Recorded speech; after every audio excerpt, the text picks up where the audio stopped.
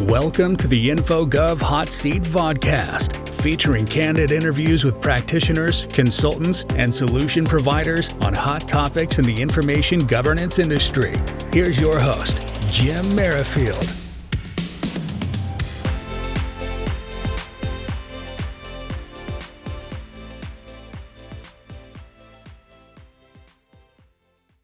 Well, hello, everyone, and welcome back to the InfoGov Hot Seat Podcast. I'm your host, Jim Merrifield, and I couldn't be more excited to bring you part two of a special three-part series with the incredible Kim Tran. Now, last time we tackled the real compliance challenge, discussing why organizational culture and people, not just policies and checklists, are the heart of compliance success. Now, if you missed it, go back and download that episode. Check out part one after you finish this episode. It's a must listen, I'll tell you. Now, today's episode is titled Moving from Mandates to Mindsets, Getting IG Policies to Stick in Reality versus Theory. In this episode, we're going to dig into a common stumbling block organizations face when implementing information governance or IG policies. Too often the policies sound too perfect in theory. They fall apart in the real world. Why? Because shifting from mandate-driven approach to a mindset-driven approach is easier said than done. So with that, I'm glad to welcome back Kim Tran, an insightful leader in governance, risk compliance, change management, and everything else. Kim, welcome to the hot seat once again. Thanks, Jim. Great to be back as always. Love being part of this series, both as a listener, but also now as a speaker and panelist. So thank you for that. And just getting the chance to chat with you and unpack these really important topics, because as AI and new emerging tools are coming up into the market, it's important to translate that into not just adoption, but sustainable transformation for organizations. Yeah, we love having you here, Kim. Your insights really hit home for our audience. So let's jump right into our discussion. We mentioned the title of the episode. We'll talk about shifting from mandates to mindsets. So to kick things off, can you help us unpack what that actually means? Like, what's the difference between those two approaches in the context of IG policies? Yeah, great question. So I studied psychology in undergrad, so I will always have a soft spot for human behavior and human mindset. And so when we talk about shifting from mandates to mindsets, this is basically what I am really passionate about, because a mandate-driven approach is usually about compliance through enforcement, right? Like, I'm a parent, and so I'm going to use a parent analogy here, but telling your kids to do something or not to do something to various degrees of success and people actually listening to you. But really, it's about creating rules, processes, policies, and oftentimes you're creating all of this to really tick off the regulatory boxes, right? Or like the auditors, or to meet specific, very defined objectives from legal or risk, which are all important, of course.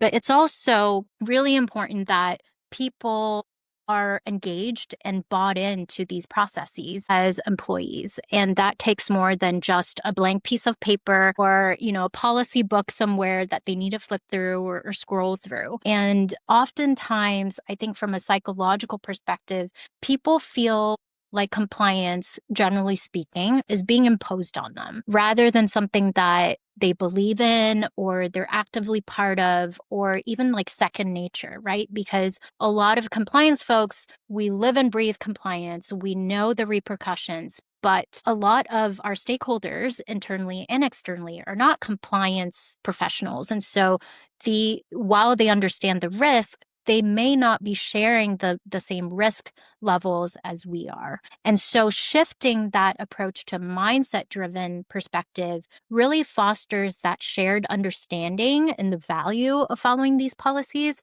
but also this what I call shared risk as well. And making them understand that, something that affects you as a compliance professional will also affect them as a non-compliance professional is really, really key.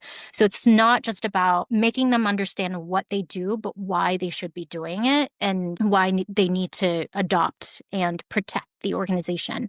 And for those who tuned into the first episode, we talked a lot about this, where employees are not just going through the motions of following a policy, but really getting them to think about how the policy and their jobs will help protect the organization as a whole and uphold corporate trust, corporate reputation, rather than just, their jobs or just their roles. And so that mindset-driven approach really takes it a few steps higher, and really making folks really buying into this idea of protecting the organization, protecting the enterprise, and getting buy-in at all levels of the organization. That makes perfect sense. I mean, so it's a shift from telling people what to do to helping them want to actually do it. And I love the analogy since you have kids.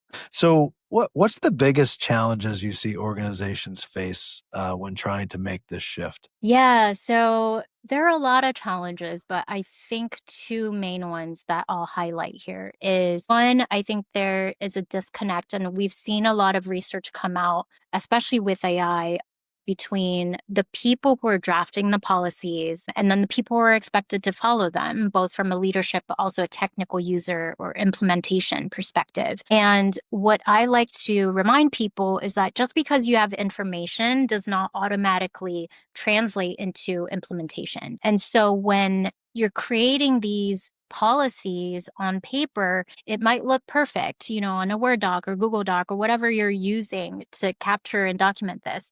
In reality, it gets messy. People may or may not be using it correctly the way you want them to use it. A lot of challenges around people get entrenched in their own behaviors, right? And so that's really that's the challenge, translating compliance policies into real life application. And then secondly, I think the biggest challenge as well is that organization spends so much time perfecting these policies and not enough time actually rolling it out. And they underestimate the role of communications and training. A lot of times I've worked both for myself as an individual, as a leader, but also just across the enterprise, is that people spend so much time getting consensus on finalizing the policies that they don't spend enough time really consistently training folks, consistently socializing the policies with various departments, various employees. And people need to understand that the context, like, why does the policy exist? Why does it protect them? Or how does it protect the organization, so that people can really adopt these by second nature when they go into their daily lives. And it's not just a one and done announcing the policy at an all hands or something, but really consistently, following up, whether it's a bi-weekly all hands or even a weekly one-on-one to check in. So I like to compare it to working out, right? Like, it's not a one and done when you're trying to get into a brand new lifestyle. You can't just work out, once a quarter. You kind of have to break down those habits and hold yourself accountable on a regular, consistent basis, whatever that regular and consistent means to you.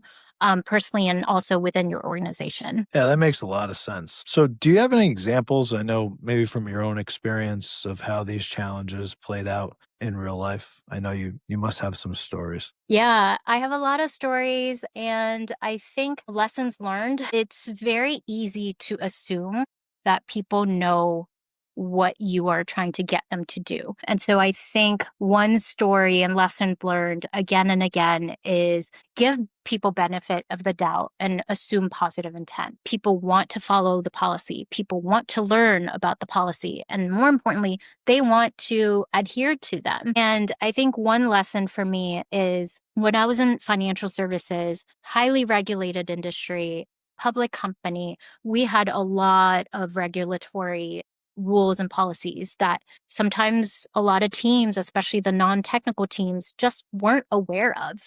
And so whenever we would roll out a new compliance policy, we got kind of both the leadership on board, but also boots on the ground, people who knew their departments best. And we almost did like an internal road show. And this is kind of an internal speaking tour. And we didn't go off and created our own calendar of meetings. We actually met with the heads of each department, of each team, of each function. And we had an internal speaker who went around to each hub to talk to each audience. And so whether the, customer representative team already had their established communication cadence or their weekly meetings, we came to them and worked with them to communicate the policy changes rather than expect them to come to ours, for example. And that created trust, but it also created a very collaborative dynamic right off the bat. And people took that as, hey, they really want to work with us. And it wasn't just imposed on them, as we were talking about. And then contrasting that with another organization that I worked with, this was the Discovery Channel early on in my career. And I was going through we were migrating Bird legal invoices to a digital invoicing management system. And as you can imagine, I think lawyers just love paper to various degree. And how we approached that wasn't top down. My manager at the time, amazing leader, he actually went around to boots on the ground folks first to see where we were struggling and what the challenges were. And he actually encouraged us to map out those pain points, talk to each other, and then become the hub of how to change the policies, how to start the transformation journey from paper to digital. And so I know that a lot of folks listening may or may not be on the same journey as well. And so I want to maybe just feature that story because a lot of times we think that something will stick because a leader told us to top down. But a lot of times, a lot of the people who will engage with the policy and make sure that it translates into real life are the boots on the ground folks, are the people who day to day live and breathe, how these policies will look like off paper and off record. So I really encourage folks to engage and think through a holistic rollout and think through who are your team leaders who can be champions, and then also who are your leaders who can then enforce it and collaborate with your team leaders to make sure that people aren't just following the mandates, but really bought in, living and breathing, making this second nature to them. Yeah, I think you're exactly right. I mean, when people are part of the process, it changes everything. They feel like they're part of the, of the project, if you will. I mean, we're seeing that with organizations that are deploying AI when everybody's involved, not just from the top, but also people that are in the middle or even at the lower level, but basically all levels. That makes a successful deployment, whether it's AI, a policy, or whatever. And that's how you kind of create those internal advocates, right? So Yeah. that's great. So, okay, Kim, it's time to give our listeners some actionable takeaways. So if they want to take the shift from mandates to mindsets, where should they start? Yeah. So I think as compliance folks, we tend to be very detailed.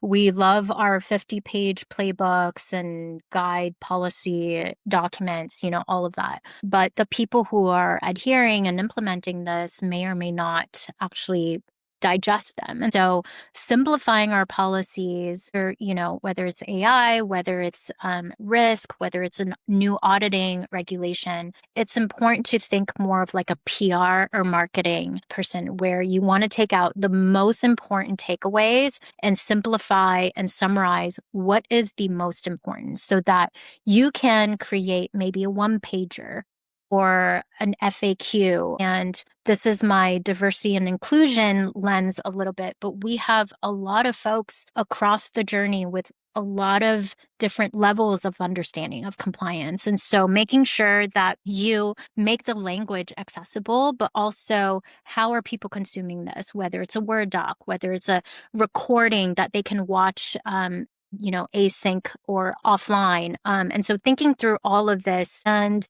maybe sometimes you don't have to guess, just ask who is the most important person who needs to adhere to this policy and ask them, what is your preference in terms of getting this policy or digesting this policy? And so I know that grade school, we had the KISS acronym, right? Keep it simple. And the other word, you can replace that.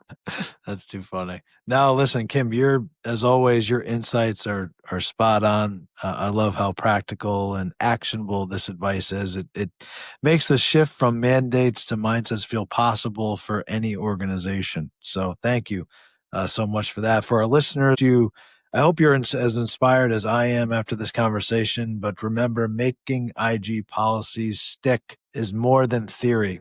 It's about getting people to believe in the value of what you're doing. So next time, Kim will be back for the final part of our series where we'll talk about why governance isn't a policy problem. It's a people and change management disconnect. And trust me, you don't want to miss this episode. So once again, Kim, thanks for being here. How can our listeners get in touch with you if they want to continue the conversation? Thank you, Jem. This has been such a topic that's near and dear to my heart. And I talk about it a lot actually on LinkedIn. And so folks can connect with me on LinkedIn at Kim Tran. And yeah, I think that's the best way. I am always looking forward to connecting, and I will also be at various industry events. And so that's the first step there is to stay connected with me on LinkedIn. Awesome. Well, thanks again, Kim, and thank you to all of our listeners. Don't forget to subscribe and leave a review. It helps others discover the podcast. And until next time, I'm your host, Jim Merrifield, and on the Information Governance Hot Seat Podcast. Thanks so much. Thank you, Jim. Bye, everyone. Thank you for listening to another episode of the InfoGov Hot Seat. Follow us on Spotify, YouTube, Google Podcasts, Apple Podcasts, and LinkedIn. Check out our main website at infogovhotseat.com to view our latest episodes and much more.